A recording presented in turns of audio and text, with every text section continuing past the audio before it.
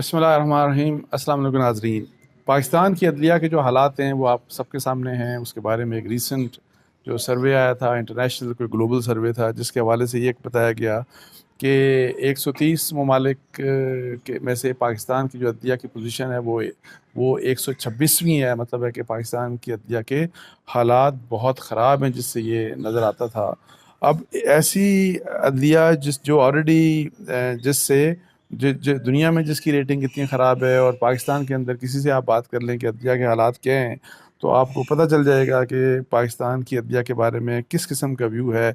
और बिल्कुल latest prime minister साहब ने भी इसके ऊपर बात की, और बल्कि उन्होंने अपनी मायूसी का इजहार किया, डिसअपॉइंटमेंट का इजहार किया अदलिया के मतलब कि जी फैसले हो नहीं रहे, और भी जो भी मामला थे कि स्टे ऑर्डर दे दिए जाते हैं, और इस तरह के मामला थे गवर्नेंस को, जो उनकी गवर्नेंस को इफ़ेक्ट कर रहे हैं, जो अकाउंटेबिलिटी को अफेक्ट कर रहे हैं, जो भी बात थी। तो अभी आपको मैं जो चीज़ सुनाने जा रहा हूँ, दो इश्यूज़ हैं लेकिन दो मामलात हैं।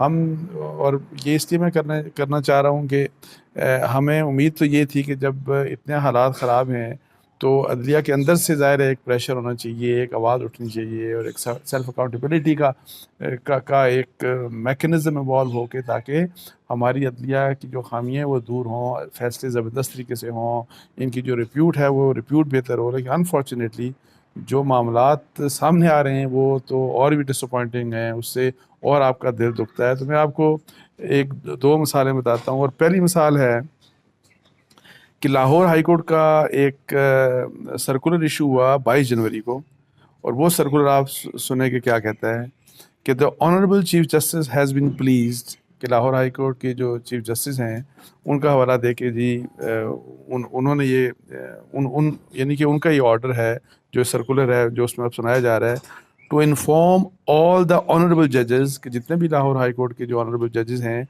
उनके बारे में उनका ये फैसला है, ये ऑर्डर है कि फ्रॉम नाउ ऑन, कि अब के बाद birthdays of honorable serving judges shall be celebrated by cutting a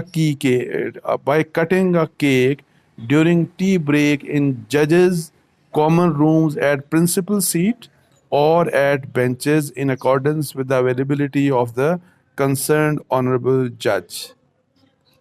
अब इसका ये कहते हैं कि जो किसी भी जज की जब बर्थडे हुआ करेगी अब के बाद, तो उनकी बर्थडे के मौके के ऊपर टी ब्रेक के दौरान केक काटा जाएगा।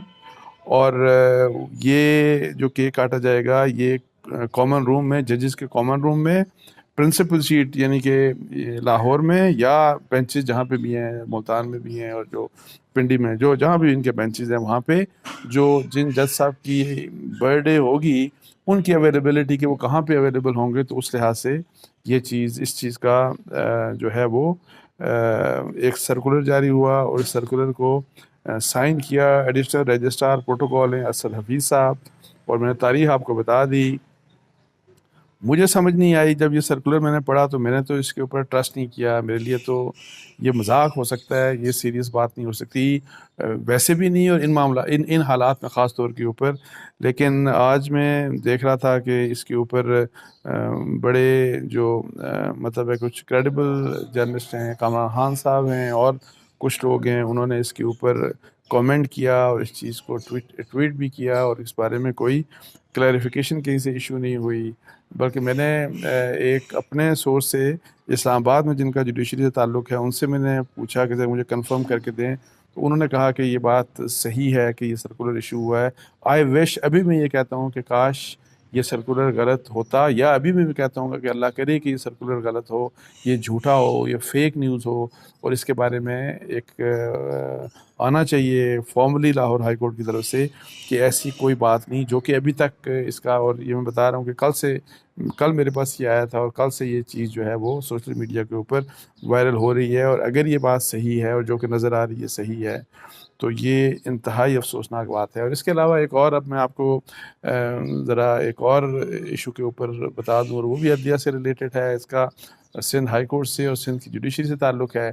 इस सिलसिले में पहले हसनात मलिक साहब हैं, बेसिकली उनकी एक उनका वीलॉग में किसी में उन्होंने बात की, तो आप ज़रा उनकी ये बात सुन लें। बात तो लंबी है लेकिन 2-3 मिनट की सिर्फ बात उनकी सुन लें, तो आपको एक इशू समझ आ जाएगा। तो इसके ऊपर भी मैं ब्रीफली बात करके तो फिर आपसे इजाज़त लूँगा। ज़रा सुन लीजिए हसनात मलिक साहब, जो कि सुप्रीम कोर्ट के जो कि एक्सप्रेस ट्रिब्यून से जिनका ताल्लुक़ है, बहुत सीनियर जर्नलिस्ट हैं वो, और क्रेडिबल जर्नलिस्ट हैं। ज़रा उनकी बात सुन लें तो फिर उसके बाद मैं आपसे बात करता हूँ। तो सुप्रीम कोर्ट ऑफ पाकिस्तान ने 5 सफ़ात पे मुश्तमिल एक आर्डर जारी किया। इलीगल अपॉइंटमेंट इन यानी सूबा सिंध में जो पैरालीगल स्टाफ की जो गैर कानूनी भर्तियाँ अलग की गई, उस हवाले से जो है वो आर्डर पास किया गया। इससे पहले सिंध हाई कोर्ट के रजिस्ट्रार ने एक जो है वो रिपोर्ट दी, जो हमने आपके साथ शेयर की थी, उसके कुछ कंटेंट के, उसमें एडमिट किया गया कि जी रूल्स रिलैक्स की, एज रिलैक्सेशन की गई और डोमिसाइल रिलैक्स किया गया। और वो कॉम्पिटेंट अथॉरिटी यानी सिंध हाई कोर्ट के चीफ जस्टिस अहमद अली शेख साहब ने किया। और ये जो अपॉइंटमेंट चैलेंज हुई, ये उनकी टर्नओवर की अपॉइंटमेंट चैलेंज हुई है। 2017 के बाद पैरालीगल स्टाफ जो लोअर जुडिशरी में जो स्टाफ की अपॉइंटमेंट है वो चैलेंज है। तो उसमें कहा गया कि जो डोमिसाइल और एज की रिलैक्सेशन है वो की गई, एडमिट किया गया, लेकिन कहा गया कि डिस्ट्रिक्ट एंड सेक्शन जज जो कंसर्न थे उनकी रिक्वेस्ट पे किया गया। तो आज जो सुप्रीम कोर्ट ने जो आर्डर जारी किया, उसमें एक चीज़ जो कही गई वो ये है कि जी हाई कोर्ट नाकाम रही है अपनी ड्यूटी परफॉर्म करने में अंडर आर्टिकल 203 आर्टिकल में। जिस तरह वो सुपरवाइजरी रोल है हाई कोर्ट का कि वो लोअर जुडिशरी को सुपरवाइज करती है, तो और ये सारे मामला जो अपॉइंटमेंट और तो वो ये कह रहे हैं कि उसमें फेयरनेस या ट्रांसपेरेंसी के हवाले से हाई कोर्ट अपनी ड्यूटी परफॉर्म करने में नाकाम रही है। ये बहुत बड़ी ऑब्जर्वेशन है जस्टिस उमर अता बंदयाल, जस्टिस एजाजुल एहसन और जस्टिस मज़हर आलम मियां खेल साहब के पर मुश्तमिल स्पेशल बेंच की। और उन्होंने ये पॉइंट आउट अमलीज भी की हैं 5-4, जिनमें जिस तरह स्टेनोग्राफर और जूनियर क्लर्क के हवाले से वहाँ कुछ ऐसी कैटेगरीज थी जिनमें टेस्ट ही नहीं लिया गया, कुछ में जो है वो मार्क पासिंग नहीं थे फिर भी उनको अपॉइंट कर दिया गया, कुछ में ये है कि इंटरव्यूज़ का थ्रेशोल्ड नहीं बनाया गया, और इसी तरह पिक एंड चूज उसमें भी कुछ मसले हैं। फिर ये है कि कराची में जो अपॉइंटमेंट लोअर जुडिशरी में हुई हैं उनको एडवर्टाइज़ नहीं किया गया। तो इस किस्म की चीज़ें जो हैं उन्होंने हाईलाइट की हैं कि ये इनेबिलिटी। और फिर जो असल चीज़ आर्डर में की गई है कि जो मुनीर मलिक साहब हैं जो सिंध हाई कोर्ट के वकील हैं, उन्होंने कहा कि जी माजी में भी ये इसी तरह होता रहा, 2016-17 में भी इसी तरह रूल रिलैक्स करके जो है वो डोमिसाइल भी रिलैक्स किया गया, एज भी रिलैक्स किया गया। तो सुप्रीम कोर्ट की तरफ से था कि ये कोई आर्गूमेंट नहीं है कि जी माजी में ही होता रहा है तो आपने किया है। तो उस आर्गूमेंट को उन्होंने रिजेक्ट कर दिया, यानी जो कुछ माजी में जिन चीफ जस्टिस साहबान ने अगर रूल्स रिलैक्स किए वो उस पर उन्होंने कहा नहीं, उन्होंने कहा जी अब क्यों है। तो अब इसमें अहमद जो लग रहा है कि सिंध हाई कोर्ट के चीफ जस्टिस अहमद अली शेख साहब के हवाले से उन पर घेरा तंग किया जा रहा है। और अब जो इस आर्डर में हमने देखा कि कमेटी बना दी गई है, उसमें एडिशनल रजिस्ट्रार सुप्रीम कोर्ट वो कमेटी में और सिंध हाई कोर्ट के डिप्टी रजिस्ट्रार हैं, उनको कहा गया है कि जी आप देखें कि कितने लोगों की उम्र और डोमिसाइल में रिलैक्स करके उनको अपॉइंट किया गया, किन किन ओहदों पे जो है वो मुख्तलिफ कैटेगरीज को रिलैक्स किया, यानी किसी में टेस्ट नहीं लिया गया, किसी में इंटरव्यू नहीं लिया गया, वो कैटेगरीज कौन कौन सी। तो लग ये रहा है कि अब प्रॉपर वो जो कमेटी की रिपोर्ट जो कहा गया कि ये ग़ालिबन 15 जनवरी को जो है सबमिट कराएँ सुप्रीम कोर्ट में और केस की समाअत होगी। तो ये जब रिपोर्ट आएगी तो उसके बाद जो है वो बड़ा कोई स्ट्रिक्चर भी पास हो सकता है। लेकिन हमने देखा है कि इस्लामाबाद हाई कोर्ट के चीफ जस्टिस अनवर कासी साहब के हवाले से भी एक स्ट्रिक्चर पास हुआ था।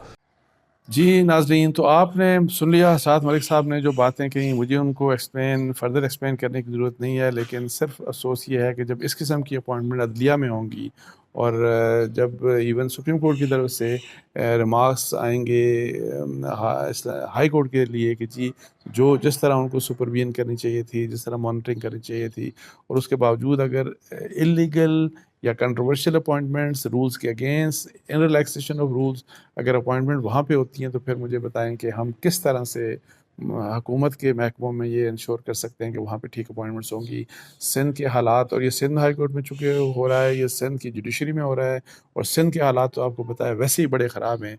और उन सिंध की गवर्नमेंट में अगर हालात इतने ज़्यादा ख़राब हैं, और उनको चेक करने के लिए, मॉनिटर करने के लिए मोस्ट रेलिवेंट ज़ाहिर है जुडिशरी सिंध की है। और अगर वहाँ पे भी ये हालात होंगे तो फिर ये रोना बंदा किसके सामने रोए। और बस मैंने सोचा था कि आपके सामने ये बात मैं रख दूं। और मैं इतना भी बता दूं आपको कि कुछ अर्सा पहले जब जस्टिस कांसी साहब chief justice Islamabad high court थे, उनके दौर में भी इलीगल अपॉइंटमेंट्स हुई थी, जिनको फॉर्मली कहा गया इलीगल अपॉइंटमेंट्स है सुप्रीम कोर्ट की तरफ से।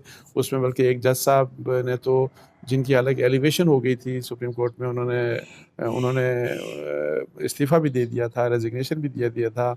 और उस वक्त कांसी साहब जो चीफ जस्टिस हैं, उनके मतलब वहाँ पे सुप्रीम कोर्ट के अंदर वहाँ पे केस के सुप्रीम कोर्ट जुडिशल काउंसिल के सामने रेफरेंस भी किया, लेकिन वो इंश्योर ये किया गया जो साकिब निसार साहब के ज़माने में कि जी उनकी ऑनरेबल तरीके से उनको रिटायरमेंट हो जाए। और रिटायर्ड हो गए, और इलीगल अपॉइंटमेंट्स सुप्रीम कोर्ट के फैसले के मुताबिक भी हो चुकी।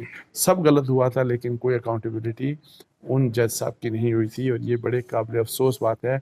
और ये वो मामलात हैं जिनकी वजह से हमारी जुडिशरी की हालात इतने ख़राब हैं। और जजेस का और जुडिशरी का और अदालतों का जो कंडक्ट होना चाहिए वो तो बिल्कुल ज़बरदस्त किस्म का होना चाहिए, ताकि कोई बंदा उंगली ना उठा सके। लेकिन अनफॉर्चुनेटली हमारे हालात ऐसे नहीं हैं। तो इसके साथ ही मुझे इजाज़त दीजिए। जज़ाकल्लाह, अस्सलाम वालेकुम।